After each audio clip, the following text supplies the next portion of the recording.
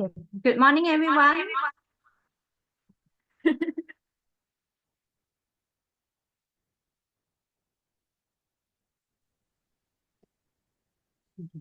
Good morning, everyone. Good morning. Yeah.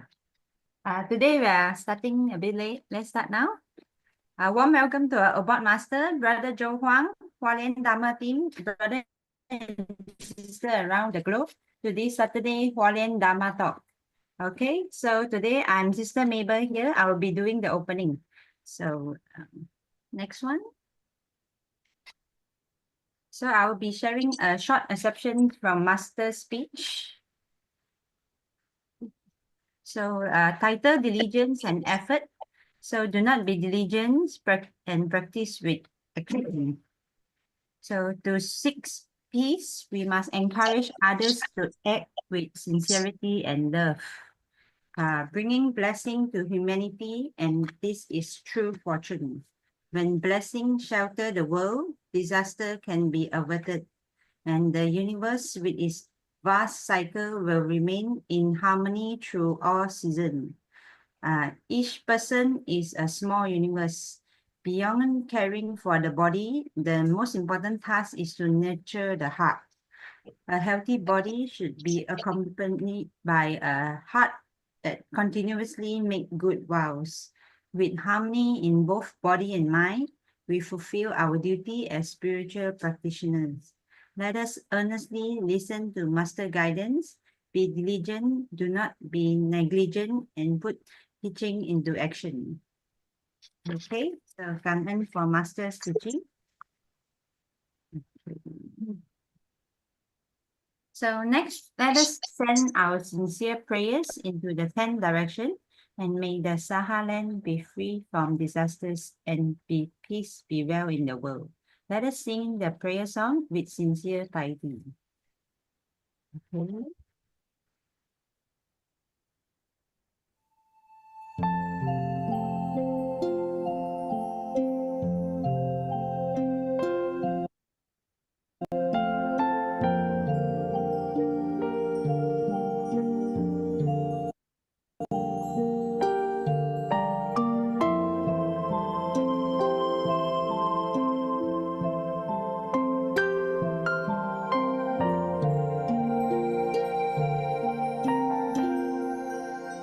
In my heart, I feel deep gratefulness. All my heart is filled with sincere prayer.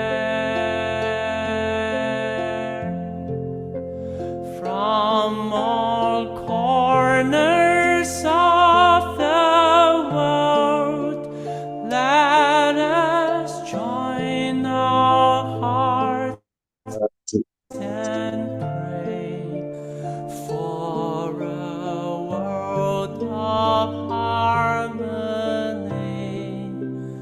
and peace.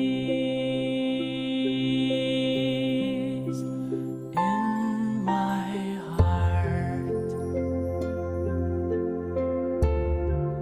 I feel deep gratefulness.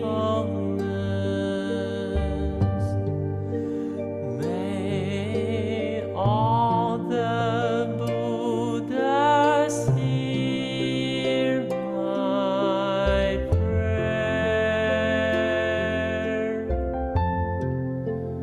All united with one heart, let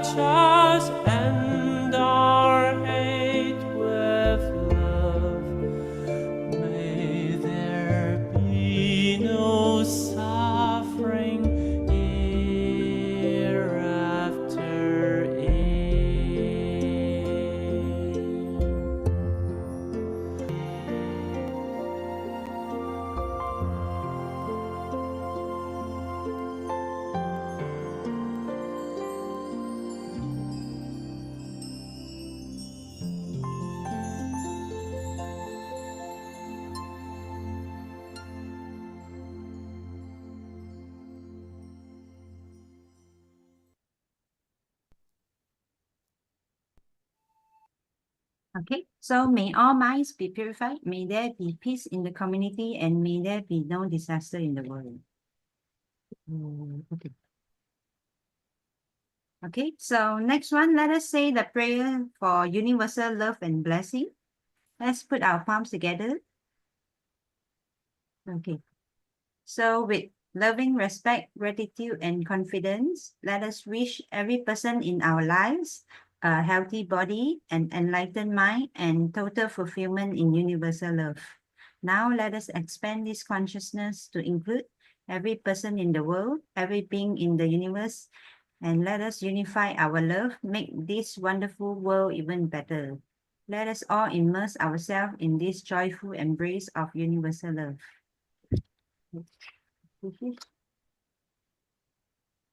Okay, so before we hear the wonderful sharing, let us invite our Dharma masters to lead us in paying homage to the Triple Gem. Let us pay our respect for this teaching and explanation to the Buddha and Master Cheng Yen by making 3 sincere bows. So let us please rise and put our palms together. First bow, second bow, and third bow. And a bow to our beloved board master who joined us today.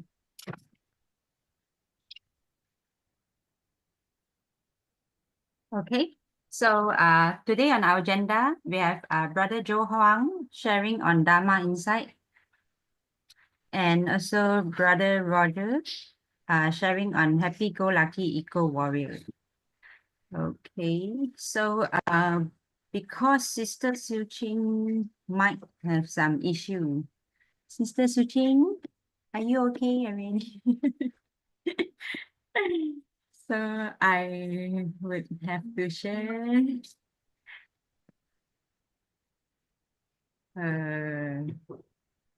review. Hold on.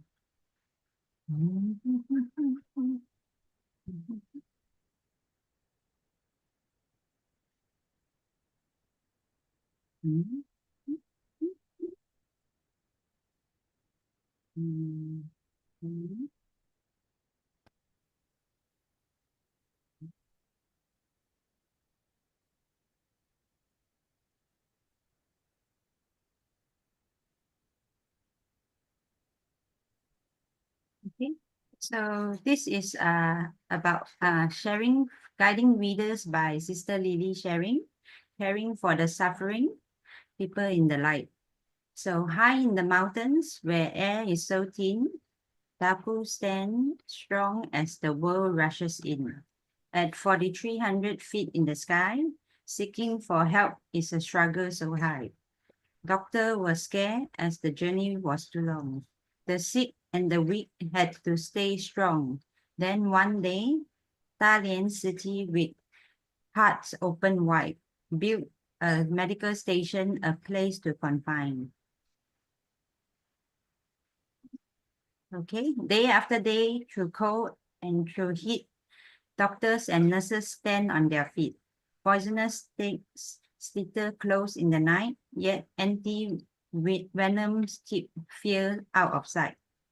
The clinic is not a money-making venture, but love leads the way. Master ensures that they are here to stay, not for profit, but kindness instead. Healing the sick where no one once tread. 3 doctors serve with hearts full of grace, giving their time, their hands, and their smiling face. Dr. Ye travels so far every week with love in his heart, and the week he will seek. His mother too, and volunteer bride, guides with her kindness a beacon of light. Because of the clinic, thousands are healed and their burdens made light. Like rivers of love flowing strong in the night. The ground once trembled and earthquake did strike, yet city remained, there's things to be done right. Elders alone, their pain understood, volunteers rushed in doing all that they could. Through trials and storm, they stand and endure. For love is their path steady and pure. Tapu is still echoes a truth shining bright. When we rise through our storms, we are light. A typhoon struck with fury untold.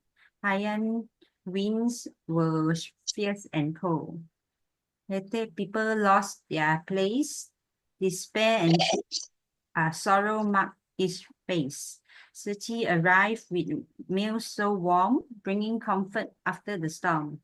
Cash for work to ease their pain, helping them to rise again.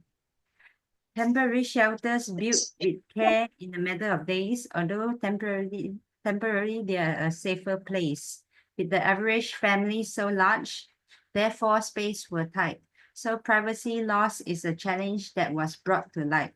A permanent plan was drawn, and although the law were met, yet master word profound they won't forget. If this were yours, would you stay? So compassion voice lead the way. The team revised with heart more wide, creating homes with love inside, sustainable, strong, and built to last, a refuge safe from wind so vast.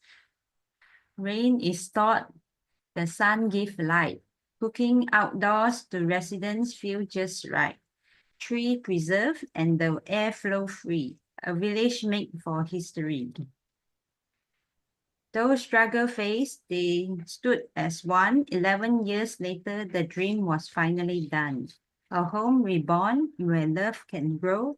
A great love village stands strong to show. Okay, so next one is our sharing from Sister Trey San from Bogaya and her journey with Su Ching. Sister Trey San, with heart so wide, welcomed her mother to stay by her side. Pang Si Moi, for decades so true, served with love in Su Ching in all she do. From Malacca first, then Seremban's call, till KL become her home for all. On the day she passed away, many friends gathered, respect to pay. Stories were shared of kindness past, a legacy of love. Her uniform given, yet one thing stayed. Prayer beads and tools she once laid. Sister Tresan then stepped on the ground where her mother's hands for many years were found. Recycling work, then clinics free, helping those in need with glee. Although not wanting to be a volunteer, her journey already began. Serving others as a nurse had always been a lifelong plan. From Buddha's land to distant shores, each new step just opened new and exciting doors. Screening help with gentle care. For those in need, she would be there. Refugees, kids, and elders too found her heart in all she do. Tambang halls were healing shawns. Scrubbed in, she found her own. Though her task, her purpose grew, a life of love so pure and true. At first, she thought a volunteer in city isn't for me, yet love and joy help her to now clearly see. A year has passed, her doubt were gone. With Dharma light, she now walks on. Okay, Kanan for listening, everybody. So now pass on to Brother Chin. Thank you, Kanan, so much, Sister Maple. Good morning, everyone. Welcome again to a Saturday morning sharing session.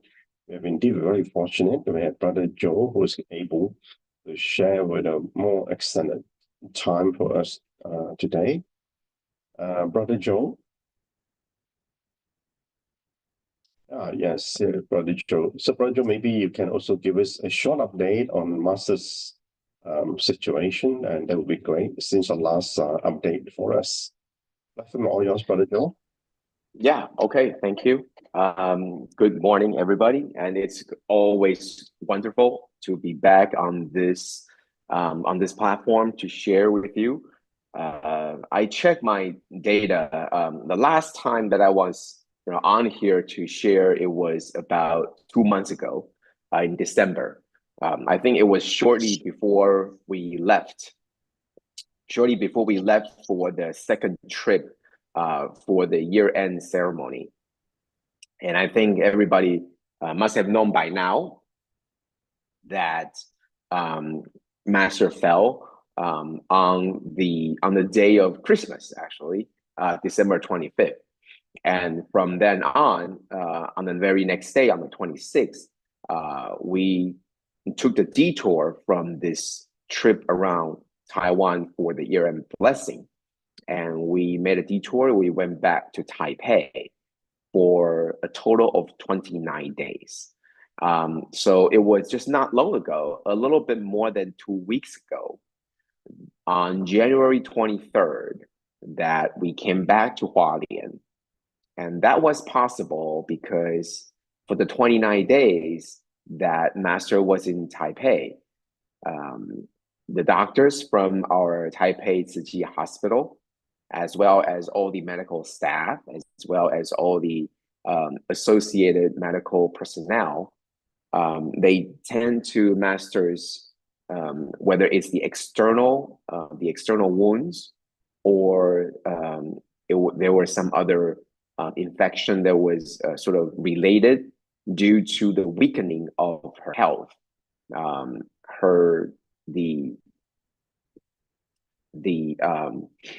The capability of her own body to fight back these bacteria became very weak during the time of recovery, and therefore there were some other recurring infection that was happening.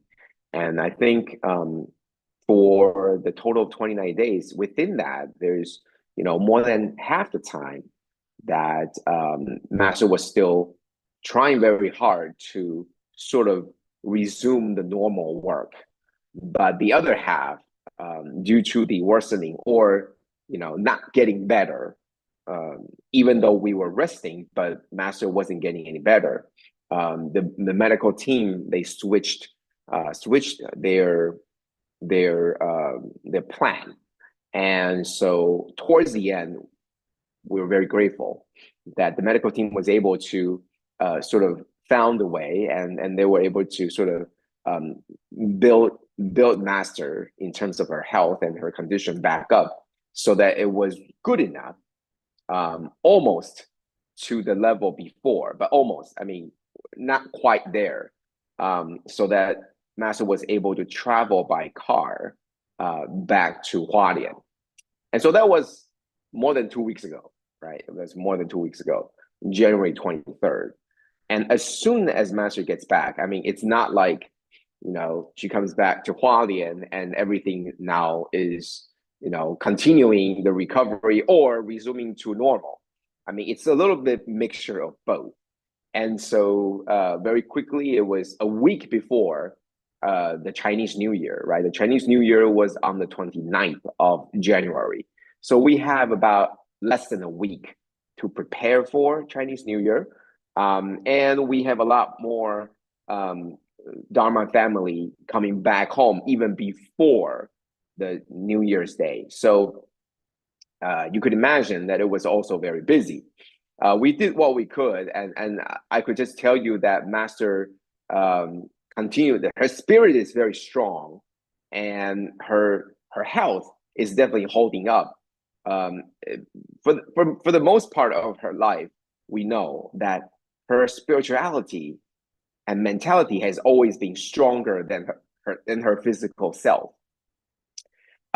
So this has carried on for most of her life, and so this is also the case right now, in that her mental strength, and spirituality continues to carry her, the weakened body, the weakened physical form. And you could tell that even though she was visibly tired, she would not sort of yield. And there were many times where even I get really frustrated.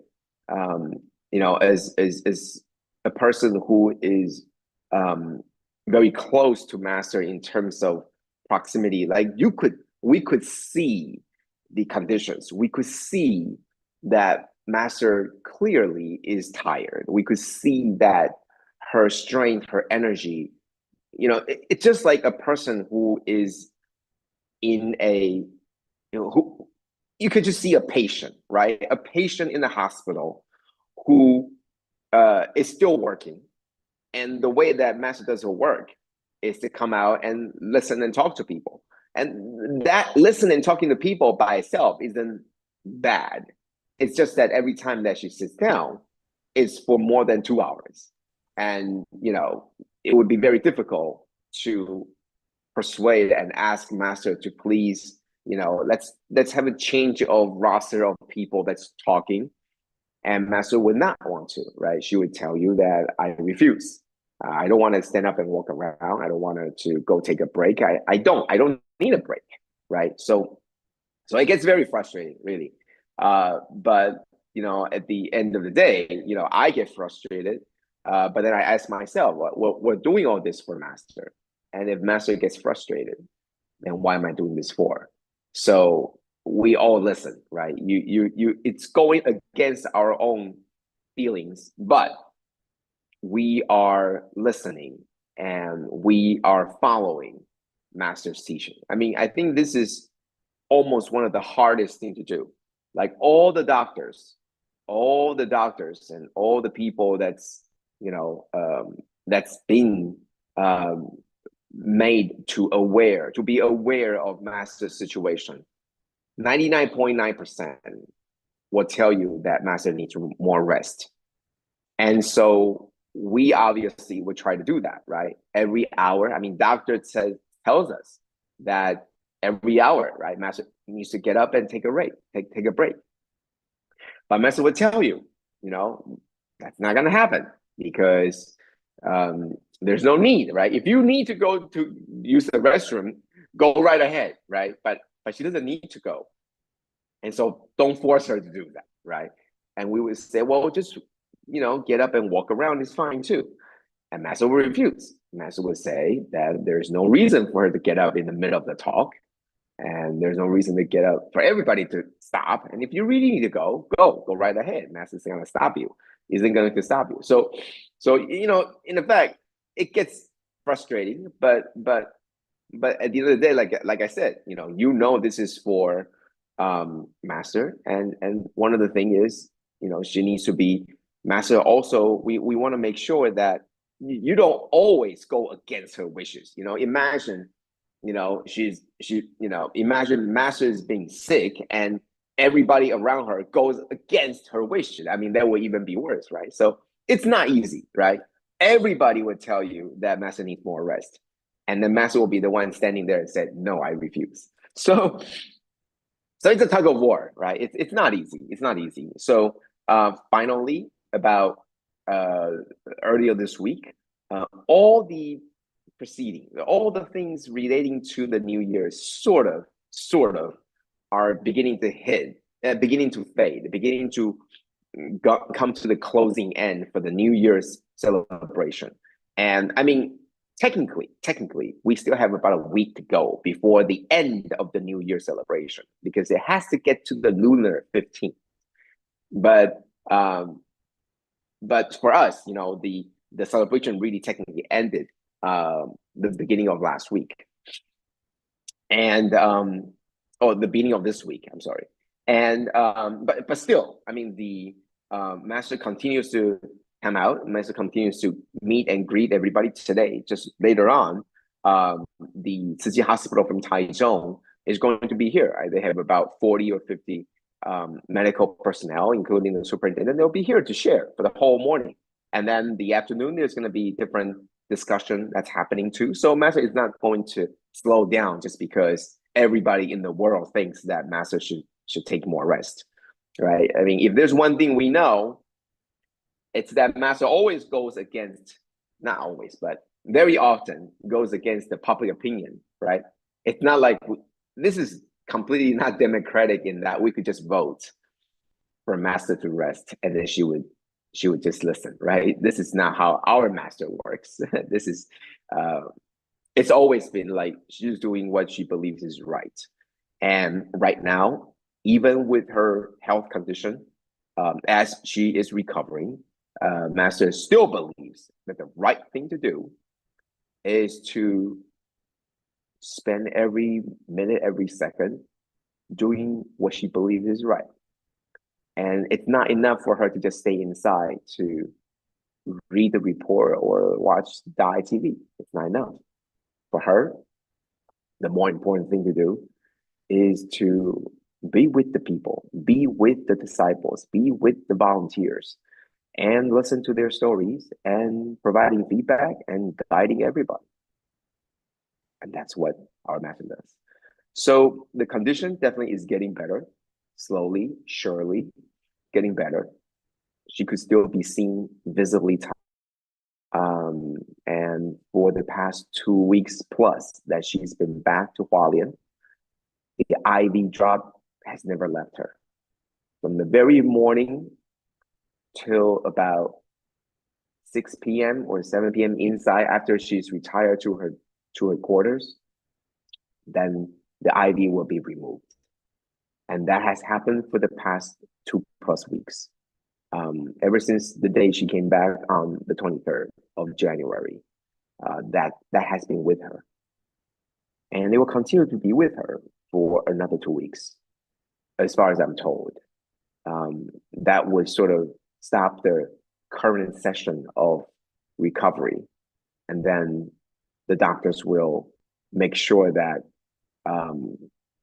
that all the problems have subsided. And if not, the next session of treatment will begin again. So just yesterday, Master said that, holding on her IV, the tube, and saying that is the line that entangled her so that she's not free. And but the more I think about it, at the end, I stood up and I said to Master, even though Master thinks that way, I personally am very grateful for the IV drops because it had did its best to keep Master healthy. So for that, we're very grateful. And is that entanglement, or is that something that we are very grateful for? I am very grateful because it is doing something that we can't do, right? I mean, even though we all want to do something for Master, we can't possibly go into Master's bloodstream and make her healthy, right? So I'm grateful for the IV drop that is doing something that we can't. And so Master then replied, well, in that case, I'm very grateful for this hand warmer. She took up her hand warmer because it's a plastic container where you could just pour hot water in and it keeps her hand warm. She said, in that case, I'm very, very grateful for this because it has kept me warm. And then there were others stand up and to follow suit. They said, we would like to take this responsibility to keep Master warm too. We're very grateful. And so I think at this moment, instead of upholding our belief that resting is better, perhaps the best we can do is to let Master,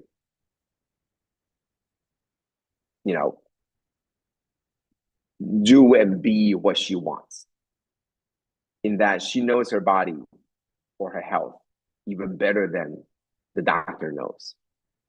And so obviously Master knows how to gauge, how to make sure when is the right moment to rest and when she could push to the next extreme. And it is not up to us to keep on telling Master, it's time for you to take a break. I mean, imagine that, right? Imagine us telling our Master that it's time for you to stand up and walk. I mean, it's almost like we're telling, in elementary school here in Taiwan, you're telling kids to go take a nap, So even though we don't mean it that way, it might mean it that way to her. I don't know. So anyway, that's the situation. So Master is definitely back to normal. She's meeting and greeting everybody in the world, and she's asking, wondering, and questioning about the things that we're doing in the world. You know, are we doing this enough? Are we doing this fast enough, etc. And she's guiding us continuously. And you know, if you watch the ITV, you're gonna see a lot more of Master's footage. And this morning, that we would you would be able to get on YouTube, and you would be able to see Master live, talking and listening and giving us a Dharma talk to the Taichung Tzu Chi Hospital. So that's the current update.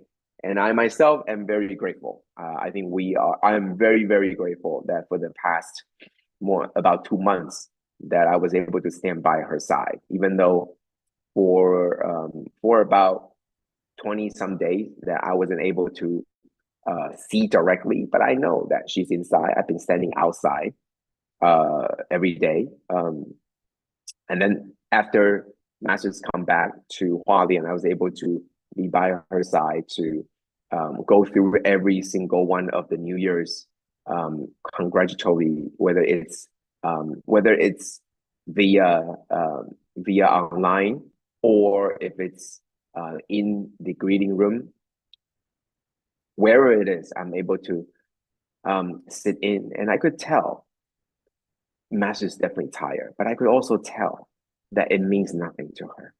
All that it means is that she needs to use more energy to do what she needs to do. The fact that she's tired does not mean anything other than the fact that she has to conjure up more spiritual energy to guide her body through the things that she didn't need to, guide through the things that she deemed necessary. Okay, so that's our Master. Okay, so that's the update. Let me quickly go into what I wanted to share today, as we have been sort of for 2 months due to all these different circumstances. I really wanted to get into today's session on the Sutra of Infinite Meanings, because that's exactly what I really wanted to talk about, and relating to what Master, to what Master and how Master is doing. So previously, I mean, for the past 2 months, we didn't, there wasn't any much session, but previously we've been talking about this, and we were covering chapter 1, virtues, and the story so far. So the way that I try to talk about the Sutra of Infinite Meanings is that I really wanted to, I don't want to say that I'm taking a different spin, but I wanted to see the entire context. I wanted to see why the Buddha said these things. I mean, I'm not going to question the validity of the things and the teachings that the Buddha gave us, but I'm going to explore that given this context, given the background, given the time, the content actually has more meanings than the very meanings that the words have. And that's what I want to explore. I wanted to explore more than just what did the Buddha say. I want to explore why did the Buddha say these things against the backdrop of time. So the story so far is that the Buddha has been preaching for 42 years. And the world is changing. So I believe that the Buddha knows that, number one, that his time on earth is very limited. And there's only so much more time to go. So for the past 42 years, I'm sure Buddha has also been sort of diagnosing the world and diagnosing all the beings. Am I doing what I think is, is everybody on the right course? Are we on track to get there? And I believe that after 42 years, there is also a renewed path, in that the people is changing, the world is changing, the dynasties might be changing, right? So the Dharma also needs to adapt. It's not that the teaching needs to change. The teaching itself is universal and it's timeless. However, the way that you teach might need to be different, right? So it's no longer about you're teaching your students the knowledge. It's more about you need to teach the students so that they could adapt the teachings that they already have for the future. Otherwise, you keep on telling them, the very basics or the foundation of everything, of all the knowledge. But the students or the disciples are not able to adapt. I mean, they will just take your things and then teach more, except it didn't adapt, and it will then not be able to continue. So it's no longer important. It's no longer as important to teach the content, but rather now they need to bring out a more important aspect, which is adapting, which is to be able to adapt to the needs, to be able to follow and not fall behind on the progression of the world. So, Sutra of Infinite Meanings is another way of telling you that once you know the path, once you have the seed would have to adapt to the surroundings. It's not just talking about the Dharma itself. It actually is talking about that the world may be changing. I mean, the climate right now may be ripe for this seed to grow, but in 100 years, it might not be. So you as a seed or you as this seedling would have to adapt to the future climate. And that's what this Dharma is really about. So that's the backdrop of the Sutra of Infinite Meaning. This is what I'm proclaiming, is that this is sort of a turning point. I mean, before the Sutra of Infinite Meanings, we know, and I'm sure Buddha knows too, that in the future, there's going to be different ways to carry on the teachings. But this is sort of the turning point in that this becomes the most important aspect of the teaching, right? It's not just the teaching itself, but it's now telling you how to adapt. Importance of adapting, okay? So now it goes into the virtues and it goes into the great disciples and their great, properties, right? How they achieve their greatness, how did they become the great disciples they were? I mean, this is almost like the autobiography of the great people, the great leaders of the past, right? So you would have, in the chapter of virtues, you would have the Buddha explaining all these great disciples, their past, how they have become so great, right? How they overcome their difficulties and they are becoming the great leaders or the great disciples that they are, right? And I think this is important, right? So these are the attributes of these great disciples that have able to make them stand strong against the test of time.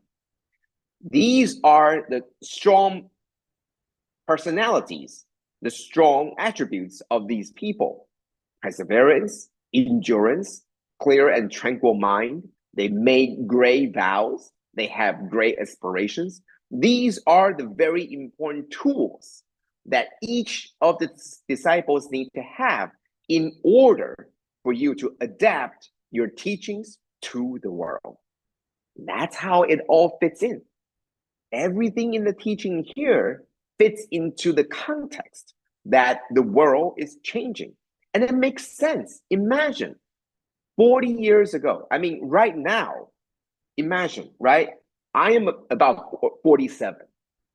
I'm 47 years old. 42 years ago, the world is very, very different. Granted, now the world is changing at a much faster pace, right? A month ago, everything's different from now, right? Even a year ago, 2 years ago, 3 years ago, let alone 40 years ago, everything is different, right? So 40 years ago, what you liked, I was still 40 years ago, I was only 5 years old. What I liked is going to be vastly different from how I like things right now. That's obvious, right? So the Dharma, the teaching, didn't have to change, but it needs to adapt to the world that we're seeing right now. 40 years ago, there wasn't any internet. There wasn't prevalent in internet, right? If you want to look up any of these Buddhist teachings, you got to go to a library, you got to take out a book, and you got to figure it out. You got to learn from reading the books. Now you go on to Google, you go on to any of your favorite search engines, and you type in, and all the things comes up as if the library, more things than you can ever read, is right in front of you, on your fingertips. That's 40 years later. So very, very different. The teachings are the same, but the way to adapt the world is the key aspect here. That's why it talks about from one to infinity. The one teaching remains the same, but the infinite possibilities of the world from now to 40 years later, to 100 years later, to 1,000 years later. In order to pass this on, we had to keep that one seed as one. But we need to find ways to infinitely grow and adapt to the infinite possibilities of the future. That's what this teaching is more important. It's talking about adapting to the world, adapting to the ever-changing personalities of the people that is also changing along with the world. That's only going to happen, right? 40 years ago, I was 5 years old, right? 40 years later, year olds now, it's going to be very different from the 5 years old from 40 years ago, even though we're all 5 years old. It's going to be very different, right? So that's what this teaching is really about. And we have got to get that very clear. If we understand the context, if we understand the backdrop, then we will understand more and have a deeper insight into the teaching, why the Buddha said these things, okay? So continuing on to the great sages and the great disciples, right? After learning the teachings, so understanding, the Buddha sees the need to change the way, to adapt to the world. Let me tell you again, the basic teachings never changes, but the way to teach these teachings are going to have to change and adapt, right? Before, we would use books, we would use pencil, we would use pen. Now we use computer. And that's going to be very prevalent. 40 years ago, it wasn't like that. 20 years ago, it wasn't like that. Now it's everywhere, right? It's very different, right? So the way to teach is going to change, right? So who are going to be responsible to ensure the continuation of the teachings? Who? It's going to be these disciples, right? It's not going to be the Buddha.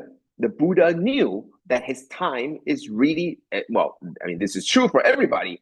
Everybody's life is limited, right? It's very finite. So what you're going to do in order for the teachings to carry on is you're going to need these disciples, right? So the people are going to be responsible to carry this on are going to be the disciples. These are the people that's right next to you. So no longer are you worried about jamming the knowledge and the wisdom into their head. No, it's not enough, right? They are no longer disciples. They are one day going to be the masters themselves. So it's not just try to teach them. It's now about teaching them to teach. That's what this sutra is about. So I'm continuing coming back to, if we understand the context, if we understand the backdrop, then we would be understanding the content a lot easier, because we understand where the Buddha is coming from. He's coming from the perspective that for the past 42 years, Buddha has been giving us all the things about the emptiness, about the impermanence, about the basic core teachings, right, of this whole religion, or of this whole teaching, right? The basic foundations of, of Buddhism. So now it's not going back to all the basic foundations. It's now telling you, well, now let's think about how this is going to continue for millennium to come. And that's what this sutra is focused on, because it's 42 years, things are changing, people are changing, even the disciples themselves are changing, right? So this is very important, right? So teaching them to teach. I'm sure they're already teaching. These great disciples, they're already teaching. But even more important, that it's not just teaching right now, it's teach for the future. Teach to the future. You are now teaching so that your disciples can prepare for their future so that they could teach too. If they were only understanding, but they're not able to teach to the future, then the teaching will stop in this generation. That's why Sutra of Infinite Meaning is bringing this issue to the foreground. It's bringing this issue to tell everybody that's the issue. That's the core right now. Okay. All right. So that's the story so far, the backdrop. And now we continue, right? We continue on the sixth section of this chapter, which is all the great bhikshus were arhats. Now, that's just the naming of this of the book itself, right? The book is Master's Dharma Talks on the Sutra of Infinite Meanings, and obviously our editorial board, they made it into different sections, and they give each section a name, right? So that's what the editors gave the name for the section. And so what is this section talking about, right? It's talking about who can be good teachers. And this is very important, right? So we're talking about the context of the Dharma. We're talking about the Dharma, the way to teach the Dharma needs to adapt to the world and the time. And we're not talking about making the disciples into good teachers.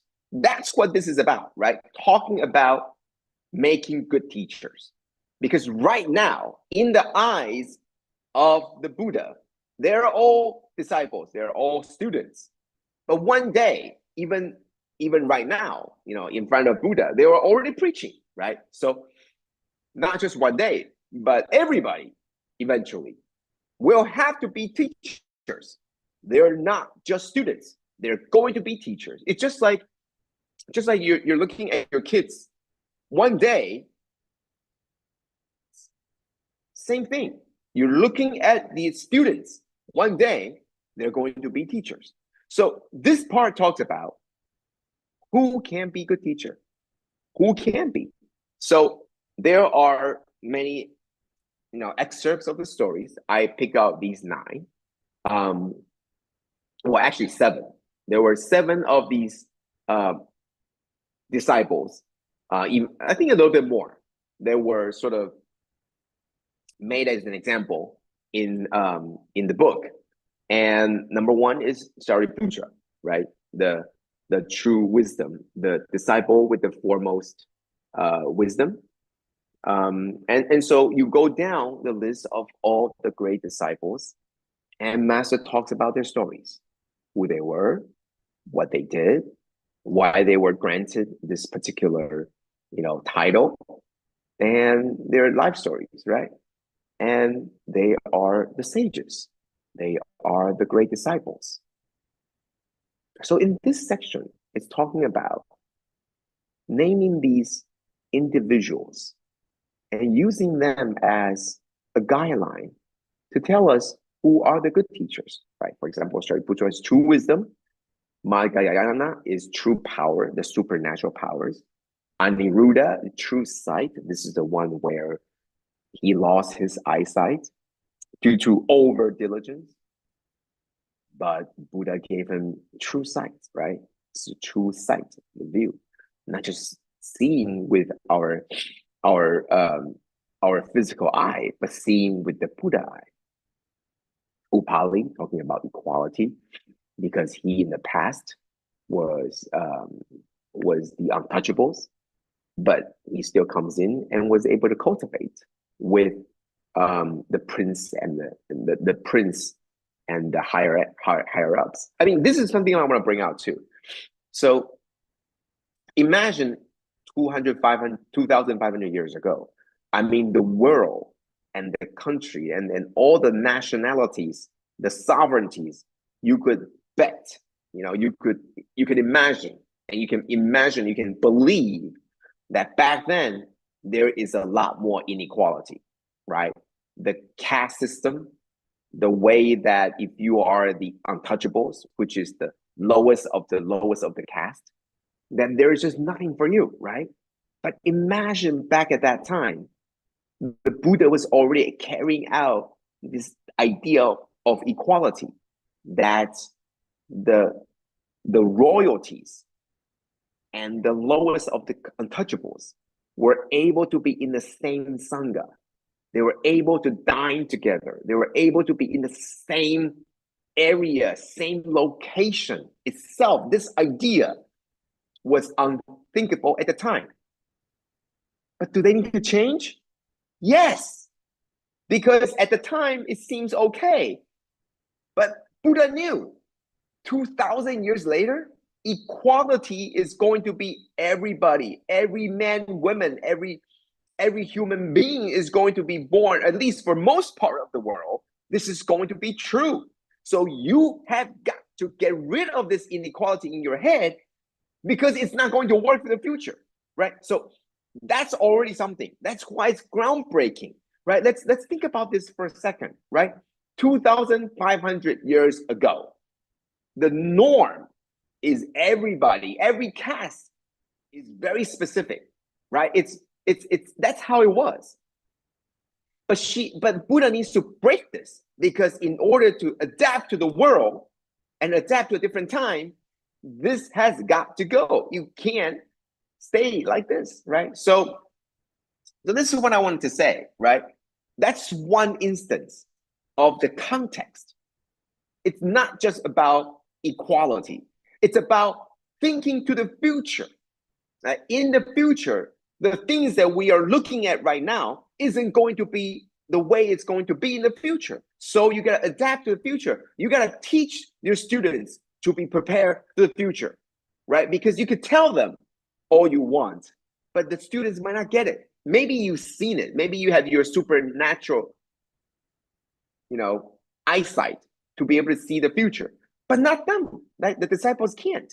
Just like Master could see a lot more things that we can't see. And I'm not talking about the beings and around. No, I'm not talking about. I'm talking about visions, seeing into the future that we're not able to see. Therefore, she would tell us to do things that we might not agree, we might not see. And that's what the teacher has to help us, right?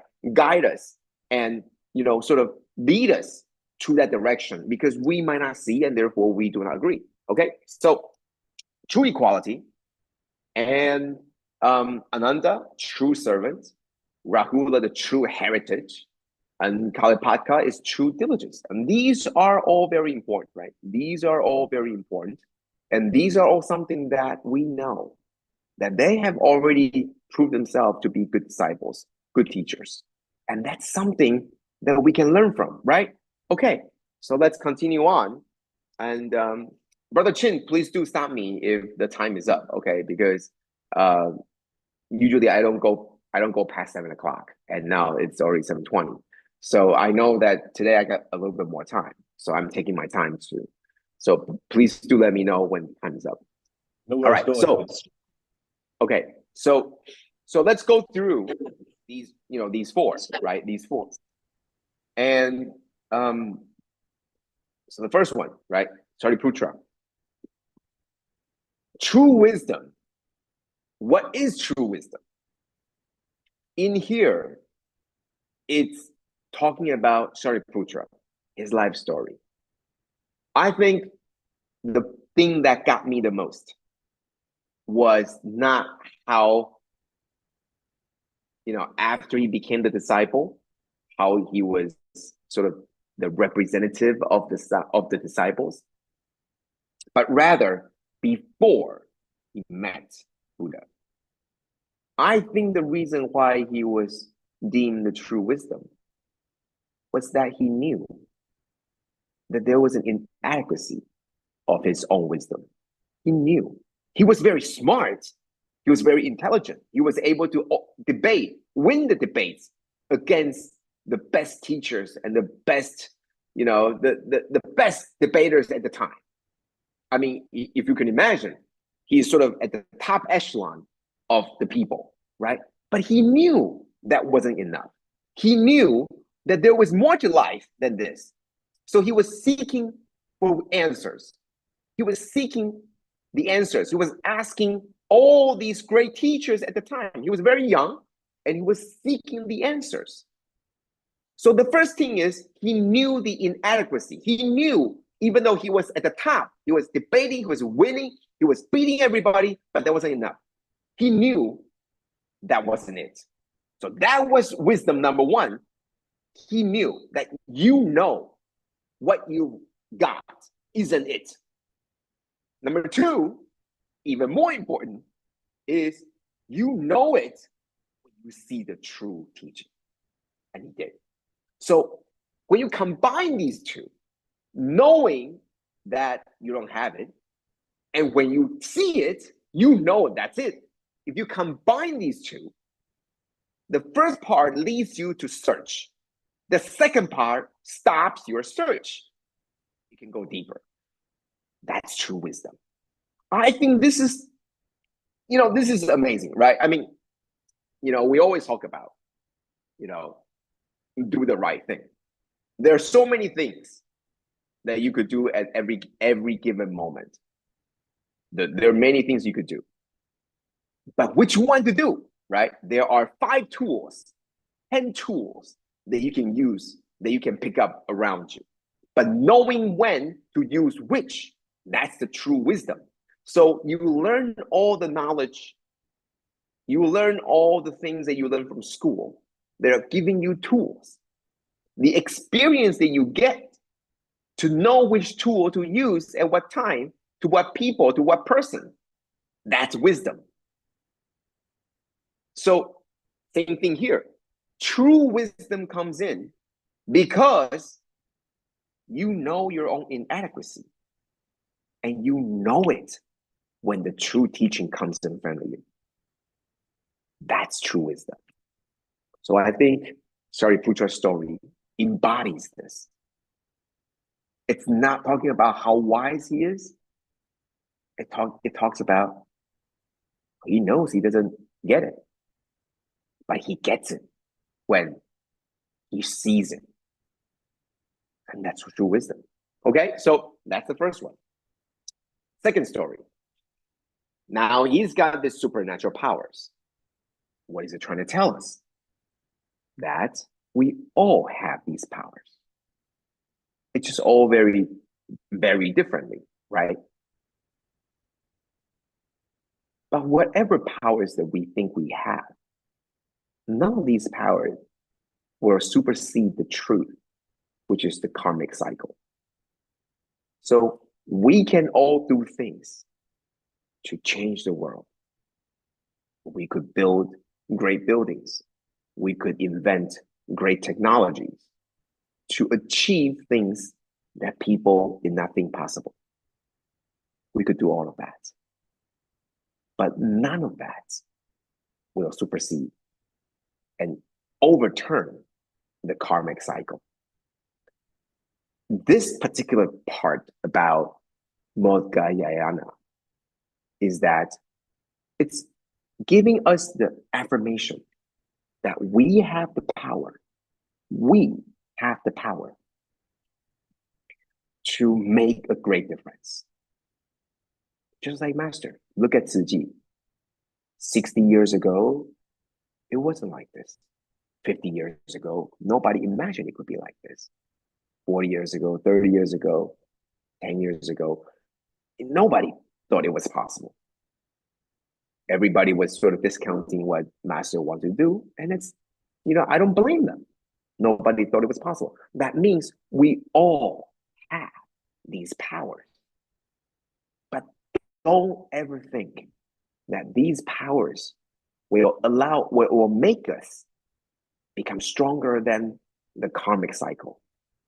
In essence, our own power comes from the fact that we abide by the karmic cycle itself. That's what Master is teaching us, right? The way and the ability for Master to gather and conjure up so much goodwill, it's not because of her power. It's because Master completely abide by the true power, which is the karmic cycle. That means in the previous lifetimes, she had already sowed the seeds of kindness, of goodness, of goodwill. And now that's just coming back to her. So we could manifest these power if we just follow and abide by the rules. Just like we could all lift weights. We have the strength to lift the weights. But don't ever think that you can stop gravity. That's what this means.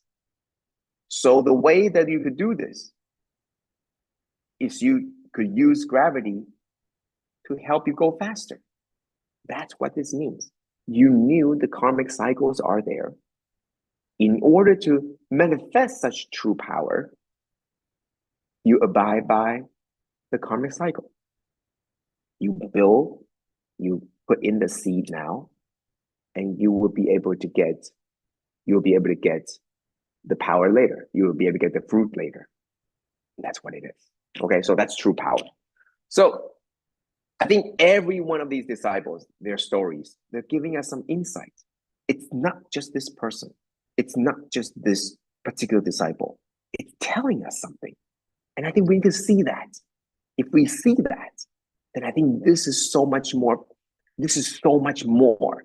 And that's why I like this chapter so much, because it's not just telling us who these people are. It's giving you, it's making you think about, well, why is this person the foremost in wisdom? Is he really the wisest? What part of him makes you think or makes everybody call him the wisest? Why?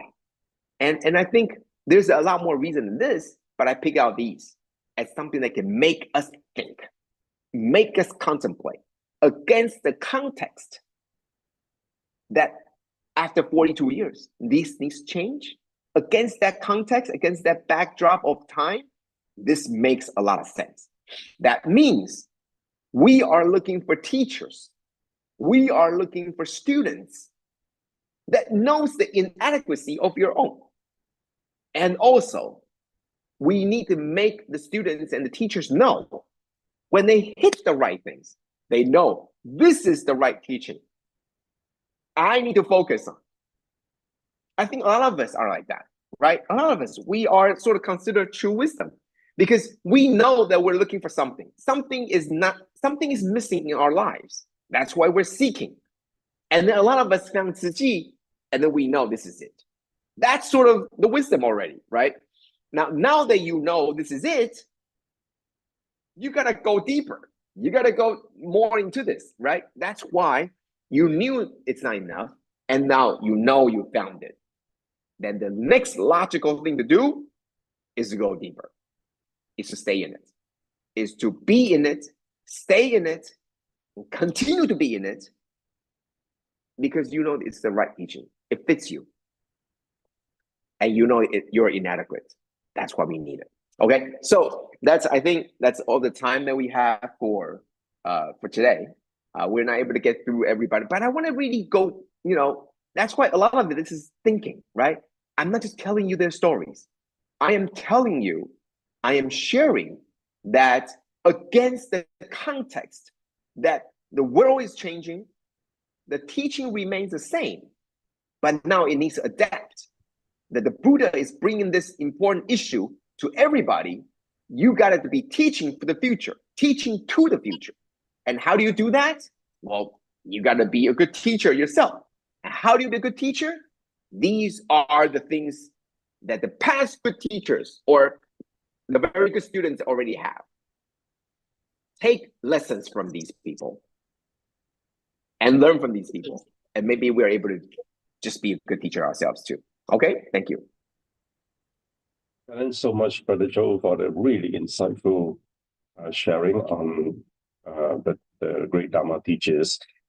And Brother Joe explained to us, obviously, the conditions that over the years changes, but the truth in the Dharma never changed, that's unchanging. So obviously, Brother Joe shared with us the need of that. So while the teachings are ancient, and they can be made modern for us people in the present time to listen to.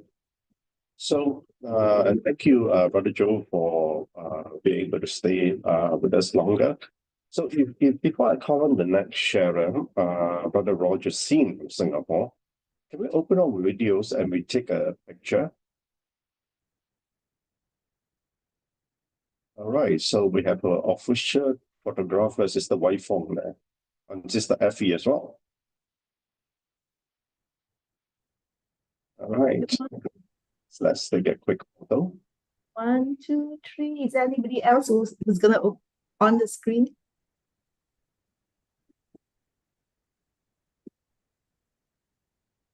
Okay, 感恩, 感恩. Excellent, excellent. Thank you so much. All right, so next we move on south to Brother Roger Seen. We've got a very interesting title for this, the Happy-Go-Lucky Eco-Warrior. So, Brother Roger, platform is all yours. Thank you, Brother Chi. Good morning, everyone. Please allow me some time to share my the slides that I prepared.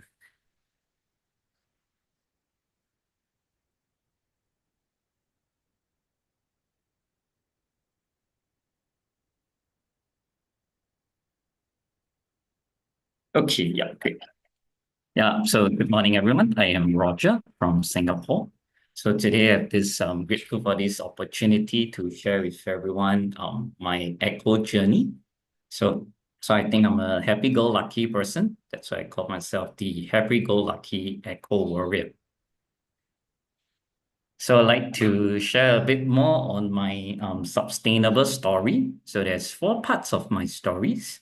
So how I met Su Ching, and like what are the activities that I joined in Su Ching to promote environmental protection, eco awareness. That's the part on eco warriors in action.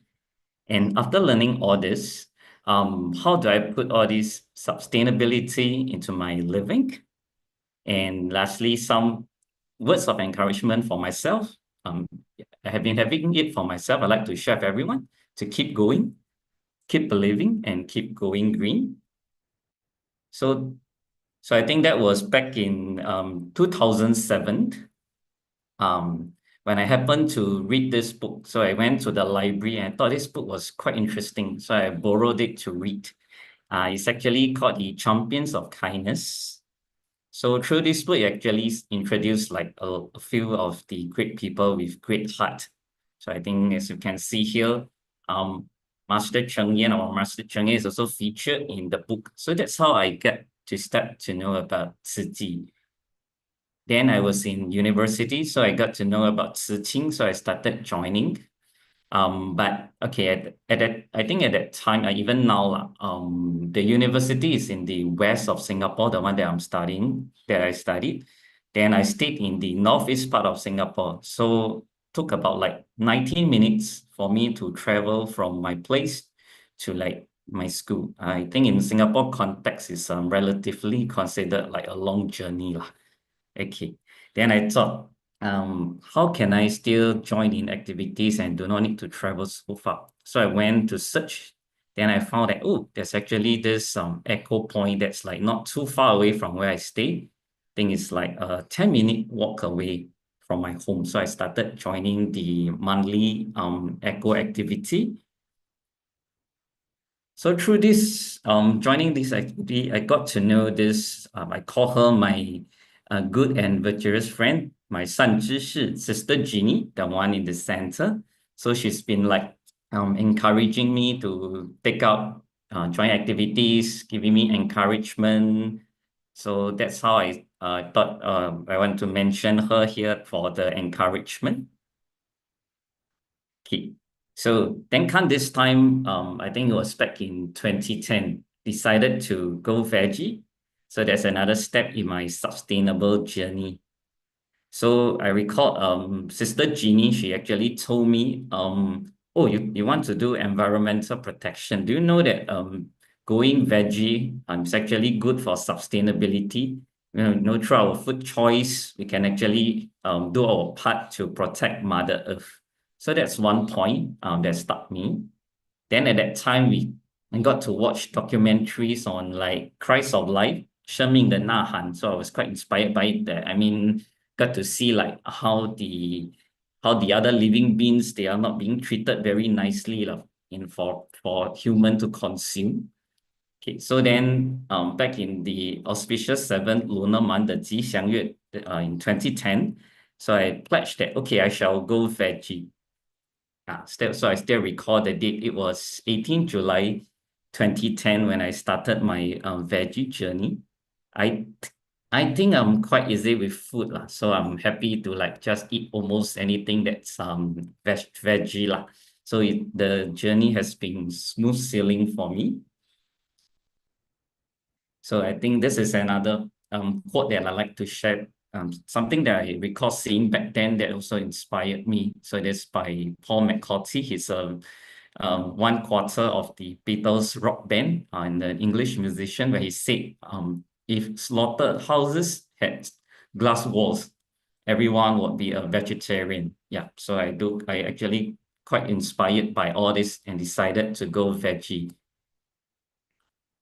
So next, I'd like to share like over the years. So I try to gather those information that I can find online for the eco activities that I join in Tzu Chi. So the next few slides I will be sharing with everyone will be like on the eco activities that I have the chance and the opportunity to participate in.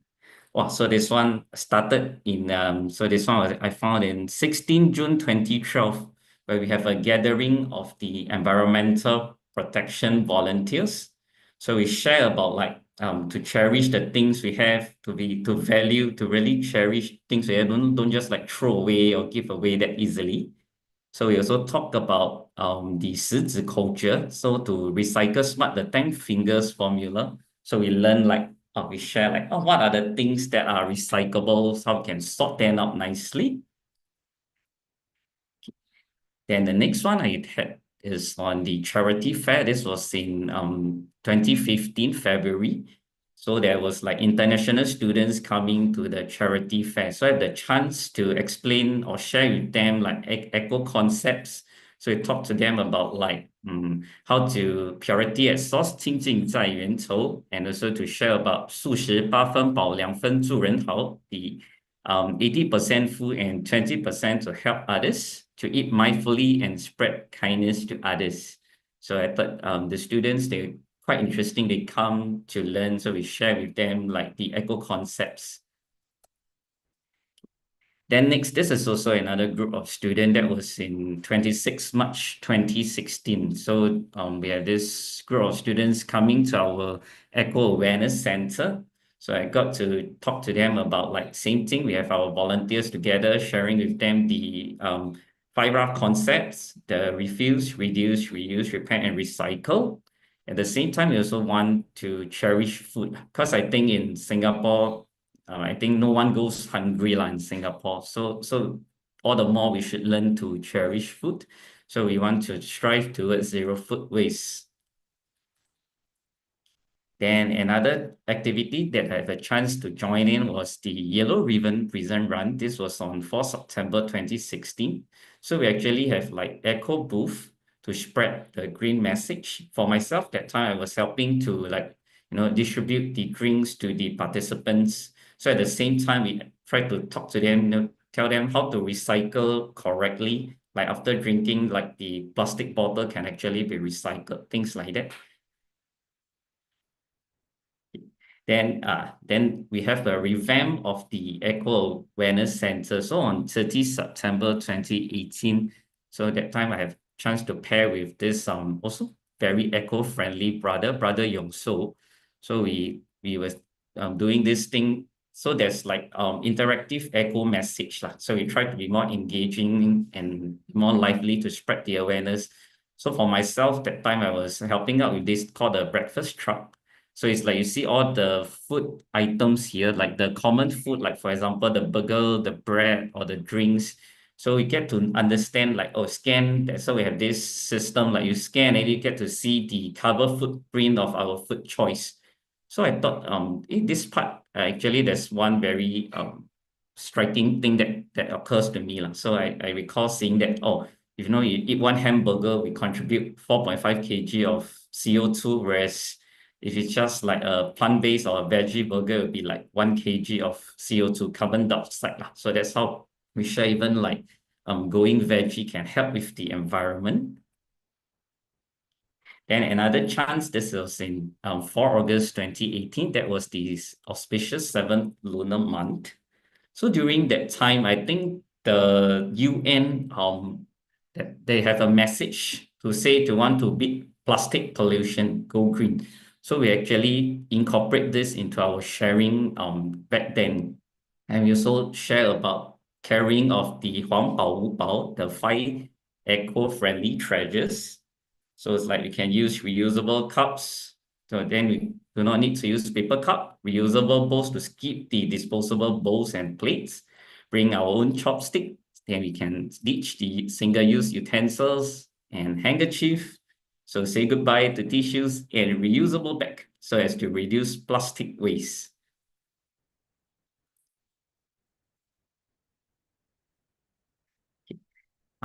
So then I think that was then after that, after 2018, I know there's a period where we went through COVID that changed the way we live.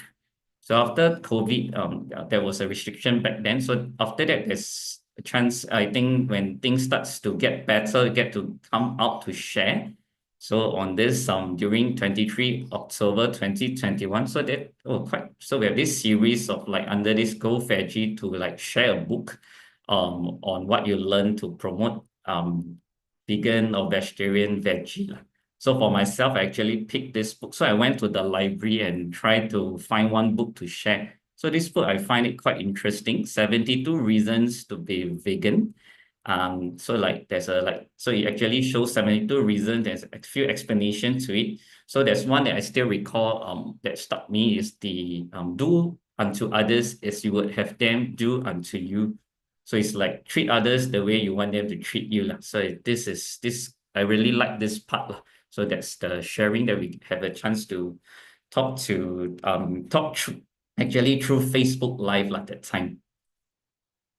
Okay. So then coming on to 30 October 2022, we have this renal tea party for our friends, our renal friends, our care recipients. So sometimes it's not just, so I think even sharing of like promoting environmental protection, we can do it through having fun, having songs. So I have a chance to do it with these groups of volunteers. So we come together, we perform this Jia Cai Xiang Gan Zai. I believe most of us probably have heard of this song. So we want to spread the joy of eating vegetables. Then it's also actually a prelude for our dietitian talk on the benefits of vegetables. And come 12 August 2023, this is another of the auspicious 7 lunar month. So over here, so we have a chance to do the Everyone Protects the Environment, the 人人做环保 song with our lovely children from the Tzu Great Love Preschool. So after this performance, actually have to share with the audience like coming to this stage, we're trying to share more of what is happening to our Mother Earth. So it's like we know that global warming is getting hotter. Then what happens if global warming goes on? Okay, so just a few pointers here. Like we have extreme weather, food shortage, disease transmission, loss of diversity in species, and rising sea levels. So then what are the things that we can do? So as it was the auspicious 7 lunar month, so we actually shared, we can actually like can skip the burning of Joss paper. So promote more on the sustainable living through the 5 R's, applying 5 R's in our daily living. So this is also one that I thought I want to put up here. So this is like we have this parent-child bonding class that was in 2023. So, we share with the children, our children, see the conditions of like how all these animals are being raised up. Okay, so we want them to have empathy. So we do it through activity. So you can see like the children are having fun, like being so-called squeezed together and feeling it like. So I try to explain to them like, for a short while you think it's fun, but imagine if you're gonna live in this condition for the rest of your life, how will you feel? So to develop the empathy in our fellow living beings through such a group activity. Then I also have the chance, I think, then we wanted to promote also healthy living. So there's this Healthier Me 21-day challenge. So I think it was launched in Singapore in August 2021. So far, there's already 13 rounds conducted. So I got to learn what is this whole food plant-based diet. So simply, I found this on our website, food in its natural form. Okay, so they are prepared using natural ingredients that are minimally processed, including whole grains, fruits and vegetables, and also plant-based whole food. So the meals, they are using plant-based ingredient with no animal products, such as meat, milk, eggs, and honey. So I got to join the activities. I have chance to participate and like help out with administration for participants. Like they like to register for the 21 days challenge. So I also get to be MC for some of the sharing sessions. And I also got to do live transcript. So some of the sessions, they were conducted in Chinese. So I got to do like live transcript for our non-Chinese speaking participants. So through this, I learned to like live a healthier lifestyle, like how I can incorporate it into my daily living. I think then next on the Tzu Chi Food Pharmacy, I believe Sister Su Ling, she shared about this last month. So I just want to share for myself, I'm quite privileged to have the chance to be the MC for some of the health and nutrition seminar. So through this, again, I got to know even more about healthy living, how to learn to eat right, how to live more actively. Yeah. So then we have this Go Veggie songs. So I think it was like quite a good idea to have this to share like through songs, try to promote Vegilicious Chinese New Year. So so far I have participated in 2 of the songs. So it's like in 2024, during the Dragon Year, we have this Su Long Yi. So it's the longing to go veg. And for this year, Chinese New Year, we have this Wula Wula Let's Go plant-based. So I think Sis Su Ling, she has shared the video during the last month. So I think there's one part very catchy from the longing to go veg, which I like to share with everyone. So it's like 吃素其实很容易，只要你愿意，世界就会更美丽. So it's like going veggie is actually quite simple. As long as you're willing, the world will be more beautiful. Yeah, so this is like how we try to share the message of environmental protection through songs. Then next, so this will be the Tzu Chi Festive Charity Fair that was last year. So again, it was also the Dragon Year. So we have, I'm very grateful to all my friends, all my Dharma relatives here. They are all volunteers. All of them are volunteers, and they're willing to join me with this play that I came up with. So, and also not featured in these pictures will be Sister Shaolin and Sister Tian Li that helped to come up with this costumes for all of us, to make it like more lively. So they are actually made from environmentally friendly recyclable material. So what happened then was, so this first one, the Dragon King. So last year happened to be the dragon year. So after so we had this concept of like, why not we do a play? So okay, so Dragon King coming back to the earth. So Brother Sipok, the very compassionate Dragon King. So he actually came back, came to the earth after 12 years and realized that wow, earth is getting warmer. So what is happening? So then he went to the ocean. So I think we can see here, this is Brother Lai Sun, our sea turtle for the show. So you see like, like plastic waste all over in the oceans and like plastic stuck on the sea turtle. So then he wants to find out what happened. So he went to look for Mother Earth. Oh, then he realized Mother Earth having a fever. So we have Dr. Gaia. Oh, so this is Sister Pepe, the Mother Earth, and Sister Phoebe, the Dr. Gaia. Then she actually diagnosed that, okay, wow, Mother Earth is having a fever. So we need to do something about it. So what happened next was we have like Sister Ginny, okay, she's actually the tree, so-called the tree spirit, to say that, oh, okay, because like you want to have more, eating more of like the other living beings, so we start to cut down forests. So she comes to tell Dragon King about it. Then we also have another Sister Phoebe, that she's the cow princess, to say that, oh, telling Dragon King how the cow has been treated. And we also have here the Lion Queen, Sister Frontier. So like to go and judge this person called Aaron, the human, this sister here with the head, Sister Cindy. So she actually tried to say that, oh, I didn't know about like throwing away plastic, eating the other living beings, stuff like that. So then towards the end, we just want to say that, okay, we want to go veggie, we want to apply the Fire concepts. This will help with the earth. I think there's also sharing on this climate clock. So I wanted to say that, oh, the climate clock, I think that time it was like less than 6 years, probably less than 5 now. So I want to use this role play to share all these concepts, try to do it in a more light-hearted way. Yeah, okay. Then this year I have the chance to partner with Sister Chu Xia. She's a dietitian. So it was also at the charity fair just last month on 4 Jan.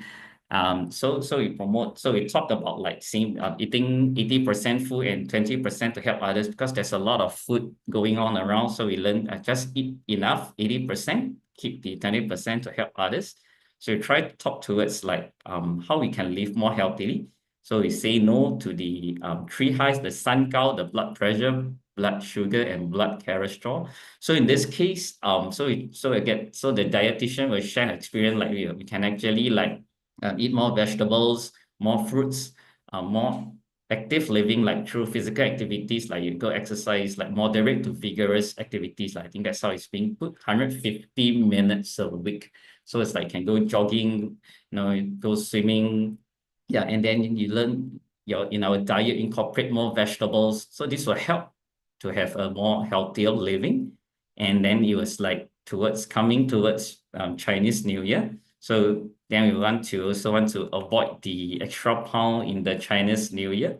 So then we have this idea to say, oh, okay, how we can avoid, so have more vegetables in our meal. Then we can also like, we go home visit during Chinese New Year, we can walk from like one point to another point. So that's also like be more eco-friendly instead of like riding on cars. Yeah, so that's the idea, the concept that we shared through this sharing that we have in the charity fair last month. Okay. Then next, I would like to, after sharing all this, I'd like to share my own experience, how I try to put sustainability into living. So I'm very fortunate, very blessed that for myself, my wedding banquet. So when I got married back, I think about almost 10 years back. So that was a fully veggie wedding banquet. Then I also want to talk about the basic living, how I can apply sustainability living into my 衣食住行, clothing, food, living, and transport.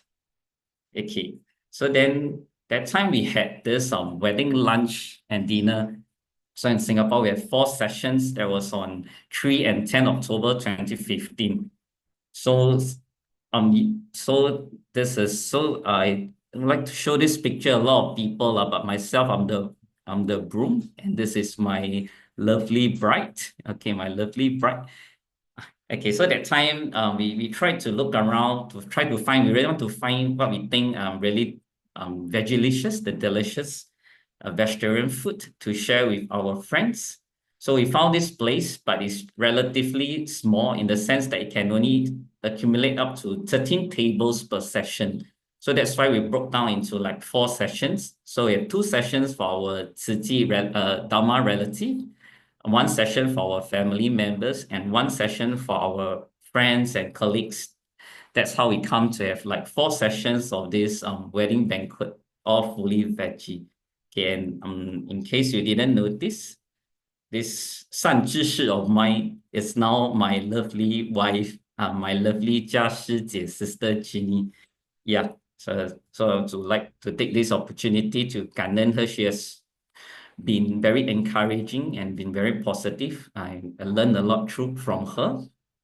Okay, so then I like to share how we put our sustainable living into daily life. So through clothing. So I think just now you saw the dark suit that I was wearing for the wedding. So my 家师姐, sister Chini, so she actually said, oh, she was telling me, that time I wasn't commissioner yet.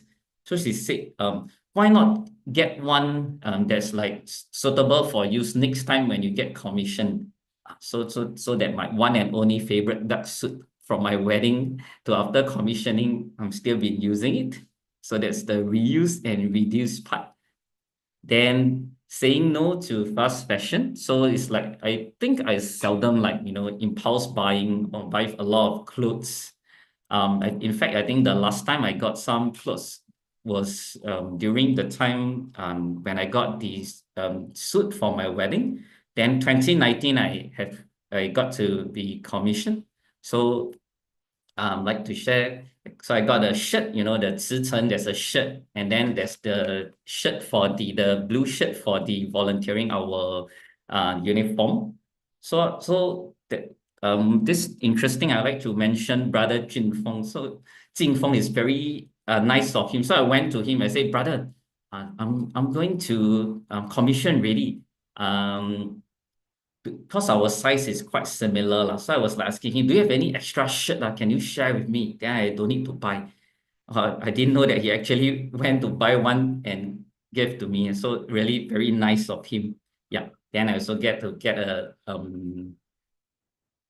blue shirt from my another good brother, brother Chiu, brother Zhen Chiu. Yeah. So next then will be on, I'd like to share on the extending of the life of materials, the 延续物命. But before that, of course, I will say the no to fast fashion on the 5R concept will be on the refuse. Then for the extending of the life of materials will be on the reuse and reduce. So some of our 师姐, they are like around my mom's age, so they have children, they have clothing, they're still not too bad, still quite good, quite new. And they know they do not mind wearing. I'm happy to have them. So they will actually share with me. So that's how I get more of my clothing also. Then I also want to, before I move on the next part, I think I also want to thank my 师姐. Last year, she got me some shirt during Chinese New Year. I think nowadays, Chinese New Year is like, we used to say that, oh, children back then, maybe maybe earlier, like when I was younger, maybe like when I'm 10 years old at that time, I'm 41 this year. So like 30 years ago, it's like, oh, you really get new shirt when it's Chinese New Year. You don't get it like other time of the day. But I think in today's context, probably if a children or anyone, they want shirt, they could just go online, could just go and buy. But to have this CNY feel, so my 师姐 actually got me the shirt last year during the Dragon Year Chinese New Year. Yeah. Okay. Then next, I'd like to share on food, how I put into the living. So we tried, so I'm learning so much on this whole food plant-based diet. So I tried to go veggie. So these are like some of the things we cook at home. So I think there's quite a clear difference here you can see. So the one on the left, this one, I think is pretty nutrition. We have all the different colors of the vegetables.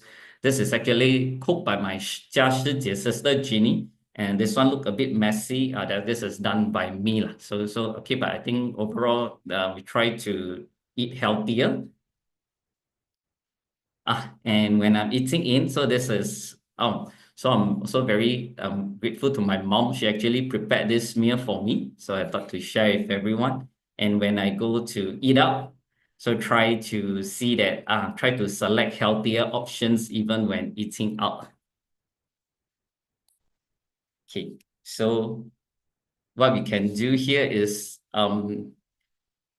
how to reduce food waste. So I will prepare what I can finish. So when I eat in, you see, I will make sure that I finish all the food that I prepared. So this is to working towards zero waste.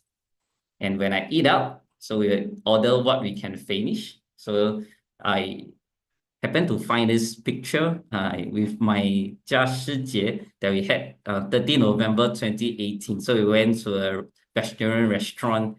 So I think now in the social media age, people like to share like what food they eat. So I thought, why not we share that we finish all the food that we have. So we enjoy the meal and towards zero food wastage. Okay, now next on living. So what do you notice here? Maybe just a quick stop to see what you can see here. Okay, so what I want to share here, in case you notice something different from what I'm trying to express, well, I'm trying to say that this is actually the back of my home, my HDB unit, this public housing in Singapore with Sister Jeannie. So we actually do not have an aircon installed.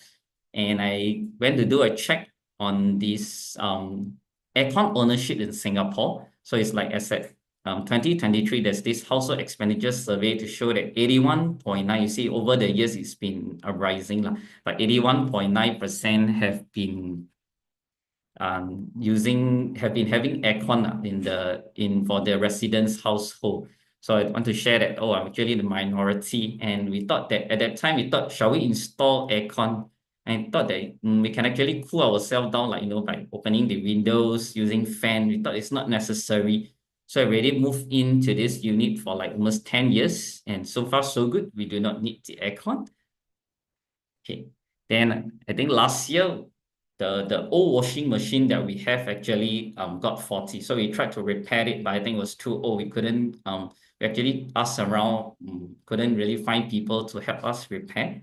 So there's this climate vouchers for all HDB household. This is from our National Environment Agency. So I got to use this $300 climate voucher. It's actually for us to purchase items, appliances that are environmental friendly. So for example, I got myself this 4-ticks washing machine. 4-ticks meaning it's very water efficient. It doesn't take out a lot of water, and indeed that's the case. So whenever we use the washing machine to wash our clothes, we actually just take up these 2 pills of water. So we just store the water and we use the water to for flushing and for cleaning of the house. So then we can get to utilize the water further after washing our clothes.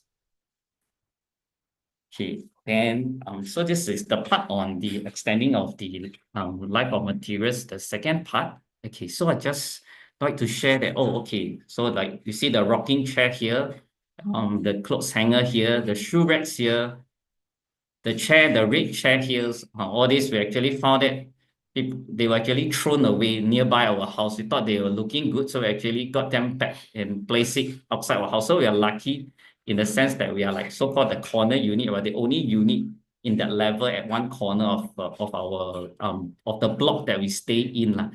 So we actually utilize all these things that we thought they are still good, still can be used. So we bring them back and use it. And sometimes at night, so we can utilize the power. We know that the light outside will be on for us every night. So I will just my sister Jeannie and I will just stay outside here. Then we do not need to turn on light inside our house.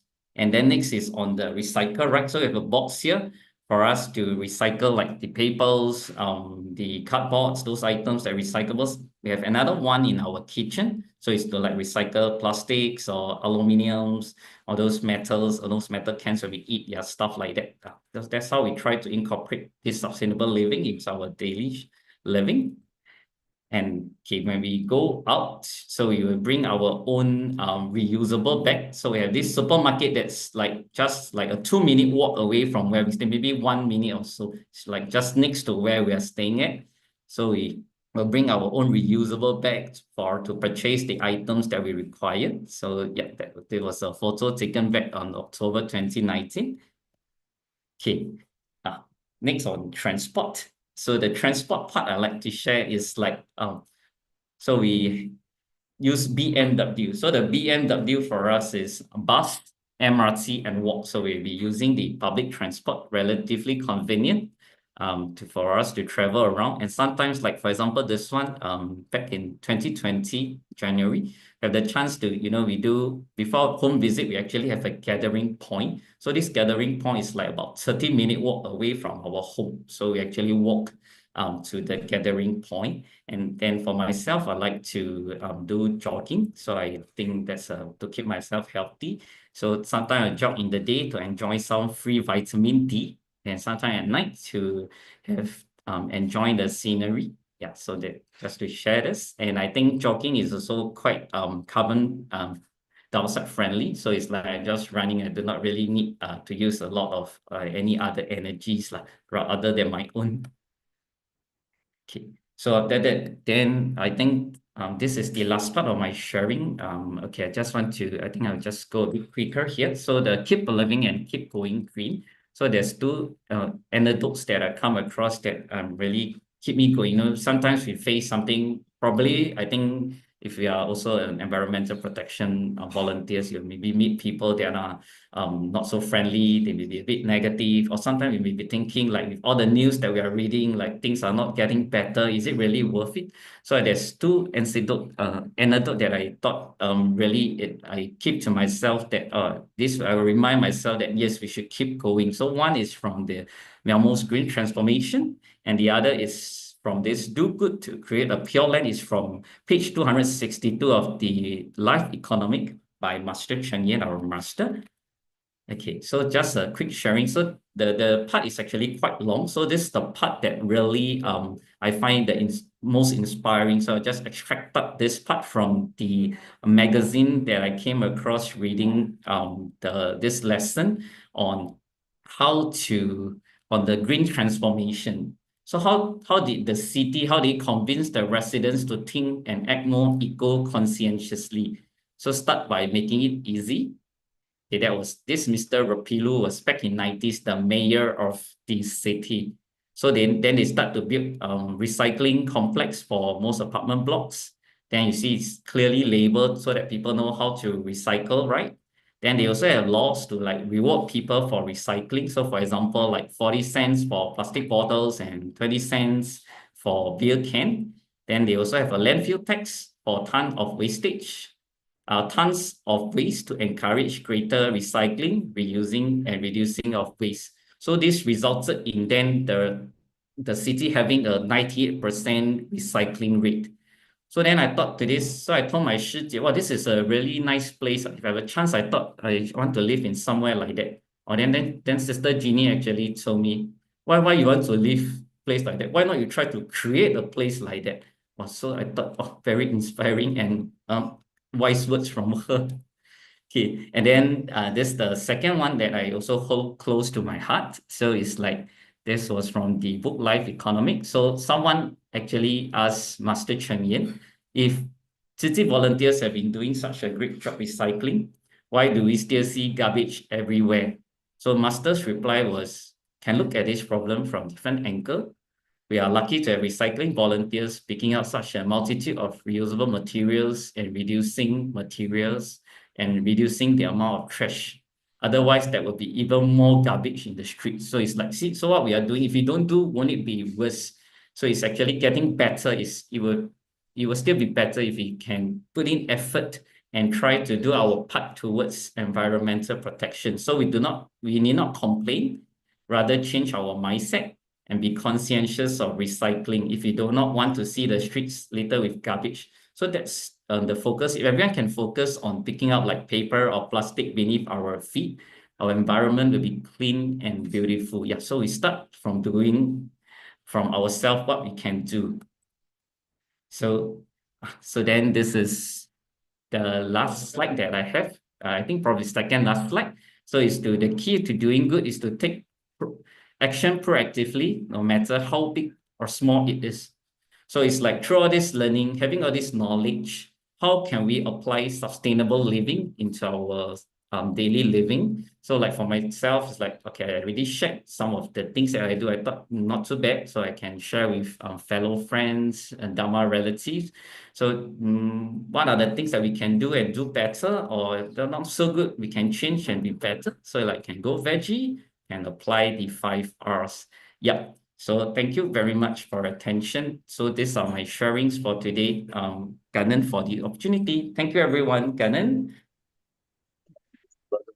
For really insightful sharing on your experiential learning on the sustainability. And I can understand why you're happy-go-lucky doing all this. And I can see from the smiling face as well. Yeah, and I like the interesting part about Chinese New Year, about new clothes. That reminds me, I realized I haven't bought new clothes for, I don't know for how long, maybe for a decade now, I believe. Okay, so that's all the time we have for today, this Sunday. Sorry, apologize for overrun. And I can agree with me. I think we had really two insightful sharers this morning, starting with Brother Joe and also now with Brother Roger as well. So as the Chinese New Year is still continuing, I wish you all a joyous and happy New Year. So be joyous, be kind, be loving and compassionate, as Brother Roger has been sharing with us. And obviously, let's live a life, be very mindful of the environment, and more importantly, I wish you all a great year of spiritual journey and practice, right, in this year of snake. So as we end this session for today, let us now offer our 3 vows with reverence, devotion, and gratitude to the triple gem of the Buddha, the Dharma, and the Sangha. First vow. Second vow. Third vow. And now we offer 1 vow to our both masters. Wow. Okay, Kangen brothers, sisters, again, thank you so much for staying throughout the whole session. And we shall see you again next week. All right. So Cảm ơn Brother Chip for hosting. Cảm ơn Brother Chin. Bye bye. bye.